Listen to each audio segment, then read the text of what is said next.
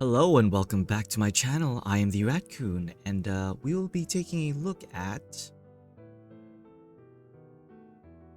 the Fallen option of Quick Play. So let's see what it's got. My title shall be Sarah. My character's name shall be Franken Rat-Kun. Franken Rat-Kun. Sir Franken Rat-Kun. Alright, so first off, let's begin by taking a look at the plot section. Okay, let bad things happen to good people, use everyday meanings, use everyday words with literal meanings, introduce threats that are terrifyingly supernatural and tragically human.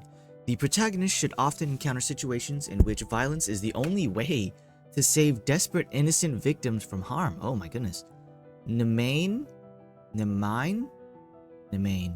should encourage the protagonist to take lives through nonverbal cues such as growing hot, vibrating, and keening. Wait, what? Create dark consequences appropriate to Celtic folklore and the mythology of the Morigna. What is this? What am I doing? What? You are Sir Franken Rat-Kun, a fallen former Druid Paladin cast out of the Order of the Silver Branch for stealing the Strife Blade Nemain. Oh, okay, Nemain is a sword. I was like keening or preening or whatever, vibrating. I was like, is it an animal growing hot? Interesting. One of the three.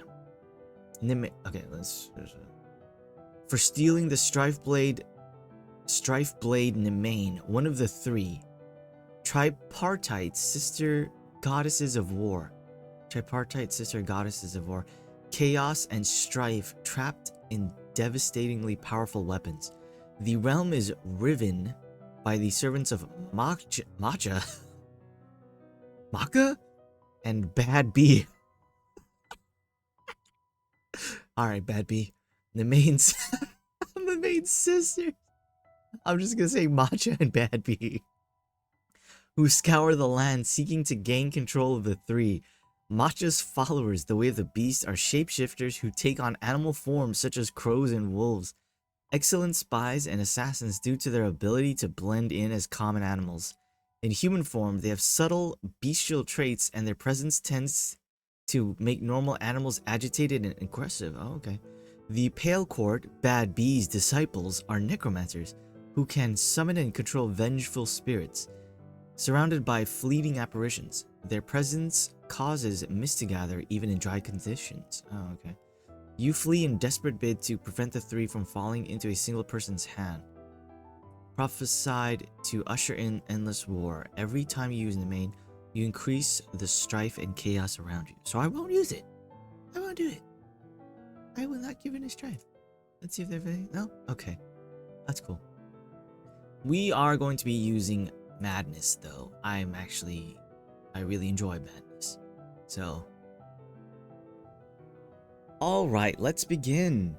The village of Blackthorn burns. Oh, shoot. Let me, I feel like I have to be serious. Let's do this shit. Let's do the serious voice. The village of Blackthorn burns. Smoke chokes the night sky as you crest the hill, your heart sinking. These people sheltered you once when you first fled with the sword. Now they pay the price. Screams and clashing steel rise from the streets. Raiders swarm like locusts, swinging axes at fleeing villagers and hurling torches onto thatched roofs. Their lean horses and mismatched armor mark them as desperate men, driven to violence by hunger and need. At your hip, the Strife Blade pulses with an eager warmth. It could end this slaughter, make you the hero these people need, but each life it takes only hastens your pursuers. Save this village, and you might doom a dozen more. As you creep through the shadows, past a burning house, a shrill cry pierces the night. Please, no, someone help! Rounding the corner, you see her, Ibel, the innkeeper's daughter who once tended your wounds. She struggles in the grasp of a raider, a rusty blade at her throat. Her eyes widen as she spots you. The raider looks up, gaze darting to the sword at your hip. That's a fine blade you've got there, he growls. Hand it over and maybe I'll let the girl go. The strife blade thrums against your leg. One swing could free Ibel, a woman who once risked everything for you. Ibel's face twists in horror at your hesitation. You hesitate, torn between the desperate need to save Ibel and the grim knowledge that using Nemain will only draw your pursuers closer. Don't make me ask twice, he snarls. Give me the sword or I'll slit her pretty neck. Ibel whimpers, eyes pleading with you to act. You know what? Who says that I have to use the sword?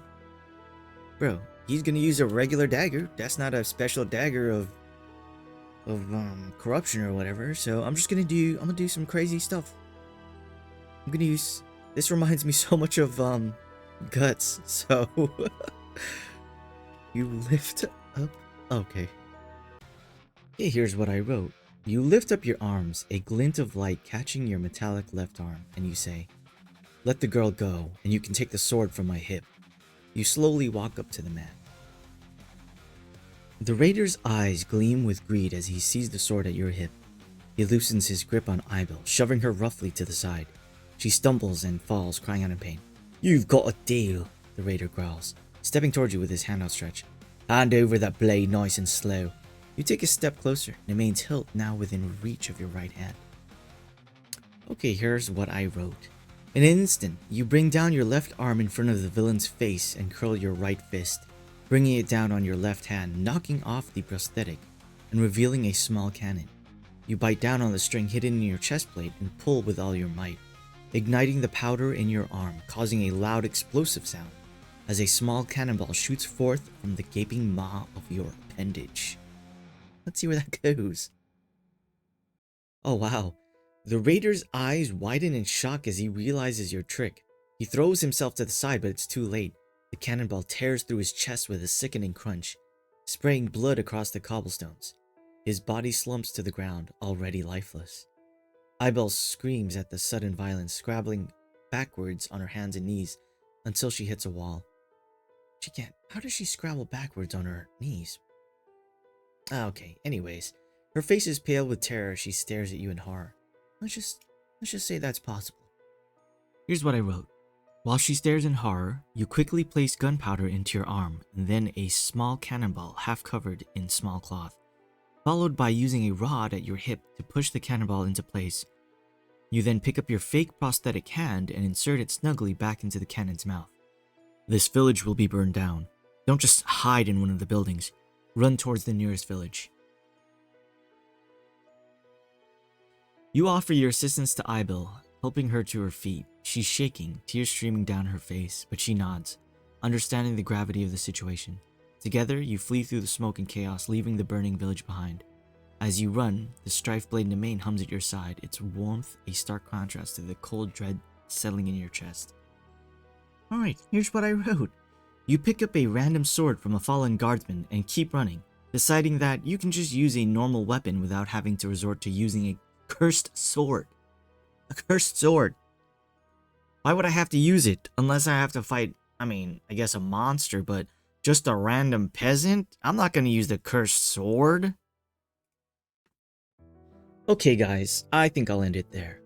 This start is just okay. While it's giving off Berserk vibes, which I like, the premise of the story being whether or not you should use the cursed sword is a contrived plot device that just isn't that interesting.